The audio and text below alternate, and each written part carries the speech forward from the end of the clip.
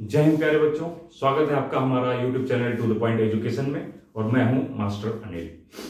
प्यारे बच्चों, जिस प्रकार मैंने आपको बताया कि हम इस समय लेते हैं समसामयिक घटनाक्रम यानी कि करंट अफेयर्स की क्लास। समसामयिक घटनाक्रम, ठीक है। ये हम ले रहे हैं 2022 का। 2022 मैंने बताया था कि दिसंबर से लेकर अप्रैल तक का ले रहे हैं। इसमें काफी हद तक सारे सेगमेंट समाप्त हो चुके हैं। आज हम जो लेंगे रक्षा प्रतिरक्षा यानी कि सिक्योरिटी एंड डिफेंस। क्या लेंगे? रक्षा प्रतिरक्षा। बहुत छोटी सी क्लास होगी, छोटी वीडियो होगी ये। रक्षा यानी कि सिक्योरिटी, प्रतिरक्षा डिफेंस, ठीक है। छोटी क्लास होगी, छोटा वीडियो। इसके बाद से हमारे पास जो बचेगा केवल हमारे पास रहेगा कि नेशनल और इंटरनेशनल अवार्ड्स और स्पोर्ट्स। इतने में हमारा ये समाप्त हो जाएगा, ठीक है। जिस प्रकार से मैंने अपने कमिटमेंट किया था कि मैं लास्ट तक समाप्त कर दूंगा, और इसके समाप्त होने के बाद फिर हम अपना नया सेगमेंट लेंगे, जो बचा होगा सेगमेंट उसको लेंगे, ठीक है।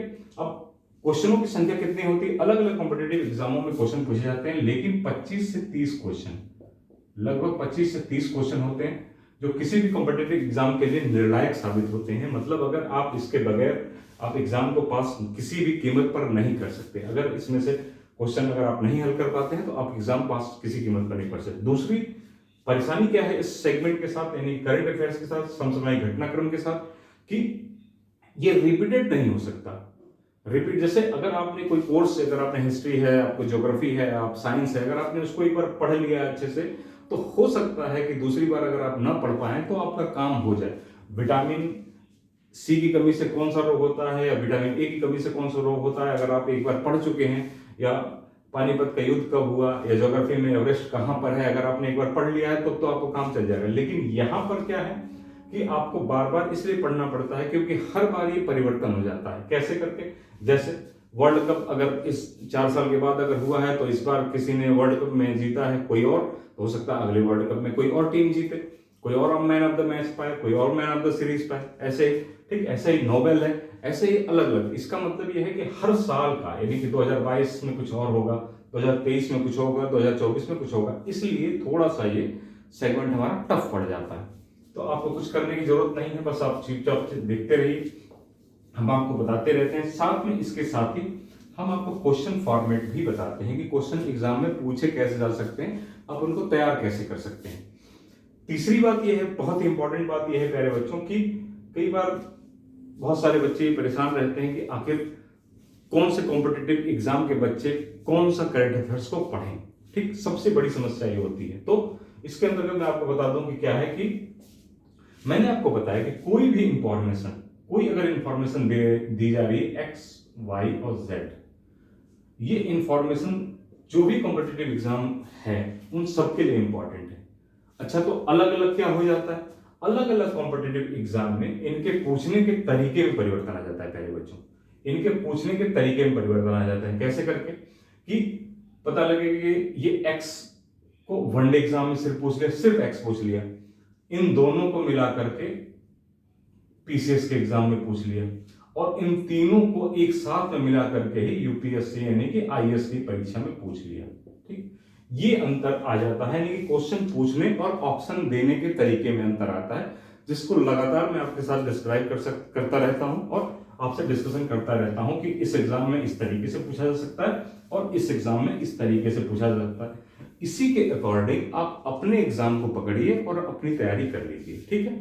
बहुत ज्यादा रॉकेट साइंस नहीं है, सिंपल सी बात है। अमूमन आप इंफॉर्मेशन जानते हैं अगर कोई भी, तो आपको किसी भी एग्जाम में कोई समस्या नहीं आने वाली, ठीक है। आइए स्टार्ट करते हैं। बहुत छोटी वीडियो होगी, हाँ। इसके बाद से जो वीडियोस होंगी थोड़ी लंबी हो सकती है, 2-3 क्लासों में ये लगभग सारी चीजें समाप्त हो जाएंगी, ठीक। तो पहले क्वेश्चन लेते हैं। पहला है बैलिस्टिक मिसाइल अग्नि 5 का, ठीक। कौन सी है? अग्नि 5। अग्नि 5 खूब क्वेश्चन पूछा गया है इससे। अग्नि 5 क्या है? बैलिस्टिक मिसाइल है जिसका परीक्षण किया गया है, ठीक। सफल परीक्षण किया गया है। सफल परीक्षण, इससे क्वेश्चन क्या पूछा जाता है? अमूमन क्वेश्चन जो पूछा है इससे सफल परीक्षण किया गया है, ठीक। इससे क्वेश्चन पूछा गया है कि इसकी मारक क्षमता कितनी होती है, ठीक। अमूमन क्वेश्चन जो पूछता है मारक क्षमता पर क्वेश्चन पूछता है कि आखिर अग्नि 5 की मारक क्षमता कितनी होती है।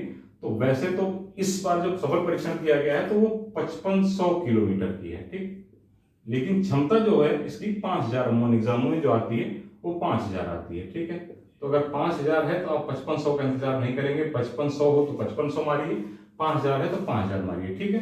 तो मारक क्षमता कितनी हो गई कि मतलब ये है कि अग्नि 5 जो मिसाइल है वो 5000 किलोमीटर तक मार कर सकती है, ठीक। अच्छा ठीक है, उसके बाद क्या है, ये परमाणु जो परमाणु हथियार है इनका वहन कर सकती है, मतलब परमाणु हथियार ले जाने में सक्षम है। अग्नि 5 जो है परमाणु हथियार ढोने में सक्षम है, ठीक है, इसमें भी सक्षम है, ठीक। वजन कितना है इसका, वजन आखिर कितना है, 50,000 किलो है, ठीक, 50,000 किलोग्राम है, ठीक, 50,000 किलोग्राम है। लंबाई कितनी है, इस मिसाइल की लंबाई कितनी है, 17.5 मीटर, ठीक, 17.5 मीटर लंबाई है, ठीक। अब आइए बात कर लेते हैं, वनडे एग्जाम होगा तो सीधे अग्नि 5 पूछ लेगा कि इसकी मारक क्षमता कितनी है, 5500 किलोमीटर या 5000 किलोमीटर। अब अगर आप बात करेंगे पीसीएस के अंदर तो स्टेटमेंट बना के पूछ लेगा, वजन भी पूछ सकता है, लंबाई भी पूछ सकता है, और पीसीएस के एग्जाम के अंदर पूछा भी गया है, पीसीएस के एग्जाम में पूछा गया है, लंबाई भी एक बार पूछ ली थी, वजन भी पूछ लिया था, तो एक स्टेटमेंट बना करके ये पूछा जा सकता है, यही अंतर होता है अलग अलग। इसके साथ में आप जानेंगे अग्नि 5 की जगह अग्नि 3 भी आती है, कई बार अग्नि 3। तो आप ये सोच लीजिए कि ज्यादातर जो जितना लिखा है उतने किलोमीटर की अमूमन होती है, तो ये 3000 किलोमीटर की क्षमता होती है इसकी, और इसकी जो लंबाई है इसकी अग्नि 3 की 16 मीटर की, 16 मीटर लंबी है, ठीक। 48 टन के आसपास इसका भी वजन है, ये बहुत ज्यादा इंपॉर्टेंट नहीं, लेकिन यहीं पर आ गया तो आपको बता दिया हमने, ठीक है। यहां से यही चीज बनेगी, बाकी कुछ और नहीं बनेगी, ठीक। तो सतह से सतह पर मार करने वाली ये मिसाइल है, ठीक। इंपॉर्टेंट है, क्वेश्चन पूछा जाता रहा है यहां से, इसलिए आपको ध्यान देने की जरूरत है कि क्वेश्चन बार बार पूछा जाता है। इसका सफल परीक्षण अभी किया गया है हाल ही में, ठीक। अगला ये देख लेते हैं, सीधे सीधे क्वेश्चन दे देता है निम्नलिखित में से, जैसे क्वेश्चन कैसे देगा, निम्नलिखित में से प्रचंड क्या है, प्रचंड यही लिखा होगा, अगर आपने नहीं कभी पढ़ा देखा है तो ऑप्शन नहीं होगा, ठीक। अब नीचे ऑप्शन दिए रहते हैं, तो आप देखिए प्रचंड क्या है, ठीक है। प्रचंड क्या है, प्रचंड एक हल्का लड़ाकू विमान है, क्या है, हल्का लड़ाकू विमान, हल्का लड़ाकू विमान। अब देखिए ये होगा ऑप्शन में, इसके साथ में बहुत सारी चीजें दे देगा, एक वर्षा आधारित एक उपकरण, एक पता लगेगा कि तूफान की जांचने का एक यंत्र, इस तरीके का भी ऑप्शन दिया जाएगा, इसमें एक हल्का लड़ाकू विमान भी दिया जाएगा। तो ये है प्रचंड क्या है, हल्का लड़ाकू विमान, जिसको हिंदुस्तान एरोनॉटिक्स लिमिटेड ने बनाया है, जिसको हाल भी कहते हैं, ठीक, हिंदुस्तान एरोनॉटिक्स लिमिटेड कहते हैं, हाल, हिंदुस्तान एरोनॉटिक्स लिमिटेड, हाल का फुल फॉर्म होता है हिंदुस्तान एरोनॉटिक्स लिमिटेड, ठीक। इसको बस इतना जानिए प्रचंड है क्या, तो प्रचंड एक हल्का लड़ाकू विमान है, ठीक, हल्का लड़ाकू विमान, ठीक है, क्या है, हल्का लड़ाकू विमान है, ठीक। वायुसेना में इसको जो है वायुसेना में सम्मिलित किया गया प्रचंड को, ठीक है, जिससे उसकी शक्ति और बढ़ जाएगी अब, और जहां जरूरत पड़ेगी, एक हल्के थोड़े से जरूरत, तुरंत की जरूरत पड़ेगी, क्विक फायर की जरूरत पड़ेगी, वहां पर इसका उपयोग किया जाएगा। आइए नेक्स्ट देख लेते हैं, अगला ऐसे ही है, रुद्रम, लिख के दे देगा क्या है ये, रुद्रम लिखा होगा, आपको कुछ समझ में नहीं आएगा कि रुद्रम आके होता क्या है, ठीक। तो एंटी रेडिएशन मिसाइल है, ये कौन सी, ये क्या है, रुद्रम क्या है, मिसाइल है, मिसाइल है, कैसी मिसाइल है, एंटी रेडिएशन, ठीक, रेडिएशन मिसाइल है, एंटी रेडिएशन मिसाइल है, ठीक है। ये आप जानिए, एंटी रेडिएशन मिसाइल है, क्या है, एंटी रेडिएशन मिसाइल, ठीक। रुद्रम क्या है, एंटी रेडिएशन मिसाइल है, सिर्फ इतना जानने की जरूरत है आपको, ठीक। अच्छा, इसको क्या किया, डीआरडीओ ने बनाया है, ठीक, डीआरडीओ ने इसका निर्मित किया है, एंटी रेडिएशन मिसाइल को डीआरडीओ ने निर्मित किया है। एयर टू सरफेस, कैसे मारक क्षमता इसकी, air to surface, air to surface, ठीक है। एयर टू सरफेस है मतलब हवा से जमीन की मारक क्षमता, इसकी हवा से जमीन की मारक क्षमता इसकी है, ठीक है। हवा से जमीन की मारक क्षमता इसकी है। अब आइए एक चीज और देख लेते हैं। अब ये एंटी रेडिएशन मिसाइल है तो इसका कार्य क्या है, किस लिए ये बनाई गई है? तो अमूमन ये है, ये रडार को नष्ट कर देगी। अगर इसके एरिया में है तो चुन के रडार को नष्ट कर देगी। जो कम्युनिकेशन उपकरण होते हैं, कम्युनिकेशन उपकरण जो होते हैं, ठीक है, कम्युनिकेशन उपकरण जो होते हैं उनको नष्ट कर देगी। वायरलेस सिस्टम को भी नष्ट कर सकती है, वायरलेस सिस्टम को नष्ट कर देगी। इसका मतलब ये है कि एक तरीके से उनके संचार तंत्र को नष्ट कर देगी, दुश्मन के संचार तंत्र को नष्ट कर देगी, ताकि हमारी सेना अगर विपत्ति स्थिति में आए, युद्ध की स्थिति आए, तो सेना की मदद हो सके। तो किसको? रडार, कम्युनिकेशन, वायु और उसके वायरलेस सिस्टम को, यानी कि उनके कम्युनिकेशन सिस्टम को ये नष्ट कर देगी। इसलिए बहुत ज्यादा इंपॉर्टेंट है। कौन सी? रुद्रम। सीधे सीधे क्वेश्चन कैसे पूछेगा? रुद्रम है एक एंटी रेडिएशन मिसाइल, और उसके बाद से और कुछ दे देगा। ये भी क्वेश्चन पूछ देता है कि इसकी मारक क्षमता कैसे? एयर टू सरफेस है, ध्यान रखिएगा, एयर टू सरफेस है। मैंने ये बताया कि सीधे सीधे अगर क्वेश्चन पीसीएस के एग्जाम में पूछेगा तो एयर टू सरफेस भी पूछ लेगा, या सिर्फ रुद्रम एक मिसाइल है निम्नलिखित में से किस तरीके की मिसाइल है, तो एयर टू सरफेस। ठीक, इसकी संभावना कम है जानने के लिए, बस ये रडार, कम्युनिकेशन, वायरलेस, इसकी क्या कार्य है ये नहीं पूछेगा, लेकिन आपको जानना चाहिए, एक तरीके से इंपॉर्टेंट है। ठीक है, तो आइए आगे देख लेते हैं। इस तरीके क्वेश्चन, पहले बच्चों क्वेश्चन अगर आपको, आपने इंफॉर्मेशन आपको पता है तो क्वेश्चन आप अपने आप बना लेंगे। एग्जामिनर जिस तरीके क्वेश्चन चाहेगा पूछेगा, आप उसको हल कर देंगे।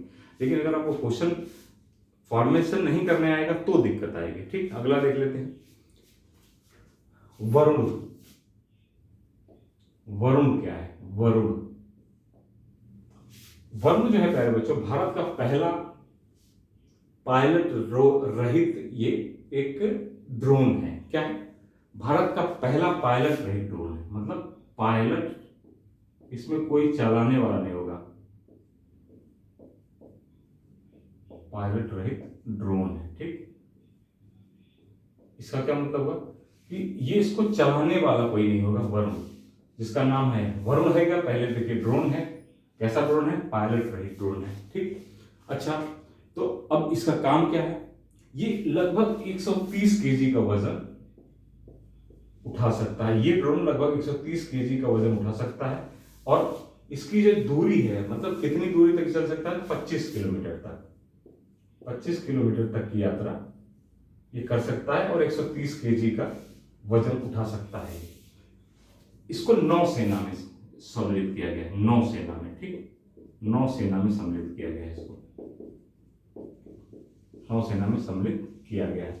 अब आप देख लीजिए, 130 केजी का वजन उठा रहा है का मतलब एक व्यक्ति को आसानी से ले जाया जा सकता है कहीं पे भी जरूरत पड़ने पर। एक व्यक्ति को 25 किलोमीटर तक ले जा सकता है, या इतने का सामान, 130 केजी का सामान ले जा सकता है। कई बार ऐसा होता है प्यारे बच्चों की नौसेना जब पता लगे कि 20-20 किलोमीटर अंदर अगर कहीं पे है, और उस पर किसी भी एक जवान को या किसी सामान की जरूरत है, तो पता लगे इतने से काम के लिए हेलीकॉप्टर का यूज करना पड़ता है पूरा का पूरा, तो कहीं ना कहीं उससे जो है बहुत ज्यादा एक तरीके से एफिशिएंसी कम होती है, बहुत ज्यादा ईंधन का भी नुकसान होता है। तो नौसेना को सम्मिलित कर दिया गया इस ड्रोन के माध्यम से, बिना किसी पायलट के एक व्यक्ति अथवा 130 केजी का भार 25 किलोमीटर तक जो है पहुंचाया और ले आया जा सकता है। इसलिए इसमें नौसेना क्या होगी? मजबूत होगी।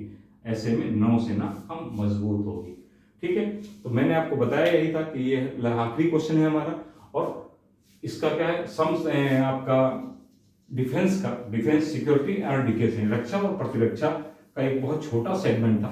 एक क्वेश्चन यहां से पता लगेगा, इसी में से क्वेश्चन आ जाते हैं, 4-5 क्वेश्चन आपको बताएं, इन्हीं में से एक क्वेश्चन कई बार पूछ लिया जाएगा, पूछ लिया जाता है। इसके बाद मैंने आपको बताया कि हमारे पास बच रहे हैं क्या? राष्ट्रीय और अंतर्राष्ट्रीय अवार्ड, पुरस्कार। सिर्फ 2 चीज बच रही है। ठीक, पुरस्कार, राष्ट्रीय और अंतर्राष्ट्रीय पुरस्कार, और उसके बाद खेल जगत के कुछ इंपॉर्टेंट, खेल जगत यानी स्पोर्ट्स के जो है कुछ इंपॉर्टेंट करंट अफेयर्स हैं, समसामयिक घटनाक्रम बच रहे हैं। उसके बाद हमारा ये पैकेज समाप्त हो जाएगा। उम्मीद है कि अगले 2 दिन के अंदर आपका ये समसामयिक घटनाक्रम 2022 का तो समाप्त हो ही जाएगा पूरा। उसके बाद जल्द ही 2023 का, क्योंकि आप लगातार बता रहे हैं, इकट्ठा आपको एक जगह पे बता रहे हैं, सेगमेंट वाइज बता रहे हैं, इसलिए टाइम थोड़ा लग रहा होगा आपको। लेकिन आप ध्यान रखिए, आपको रिवीजन भी शायद ना करना पड़ेगा। अगर आप ध्यान से सिर्फ क्लास को करते चले जाएंगे तो आपको रिवीजन भी नहीं करना होगा और क्वेश्चन आपको यहीं से मिलेंगे। आगे आने वाले एग्जामों में जो पीसीएस का एग्जाम है भी 14 मई का एग्जाम अगर है, मेरे ख्याल में जहां तक मुझे उम्मीद है 14 मई का एग्जाम है, तो आप ये मान के चलिए कि मई पूरा अगर छोड़ दीजिए तब भी आपको अप्रैल पूरा तो पक्का लेके चलना है। मतलब अप्रैल 2022 से लेकर के और अप्रैल 2023 तक पूरा कवर करना है। और मई में हो सकता है 5-7 दिन करना पड़े, 5-7 दिन और करना पड़ सकता है, वैसे संभावना कम है, लेकिन फिर भी 1 हफ्ते मान के चलिए कि कई बार पेपर लास्ट में अगर वो लोग करते हैं, लेकिन मुझे उम्मीद है कि आपको अप्रैल लास्ट तक तो करना ही पड़ेगा, मई की संभावना थोड़ी कम है। ठीक है, तो अप्रैल 2022 से लेकर अप्रैल 2023 तक का 1 ईयर का प्लान पूछा जाता है एग्जाम के अंदर, 1 ईयर का प्लान पूछा जा सकता है। ठीक है, तो घबराने की जरूरत नहीं, इंपॉर्टेंट क्वेश्चन आपको बताए जा रहे हैं और आपको रिवीजन करने की भी जरूरत नहीं पड़ेगी, इतने अच्छे तरीके से बताया जा रहा है। अगर वीडियो को आप सिर्फ बार बार देख लेंगे उसी से काम चल जाएगा। ठीक है, तो आज के लिए प्यारे बच्चों इतना ही। आगे जल्दी हम 2 दिन के अंदर समाप्त कर देंगे, उसके बाद बाकी जो सेगमेंट बचेगा उसको भी समाप्त कर देंगे। ठीक है, अगर आपको हमारी क्लास पसंद आ रही है, हमारा तरीका पसंद आ रहा है, तो सब्सक्राइब करिए, दोस्तों के साथ शेयर करिए। जय हिंद, नमस्कार।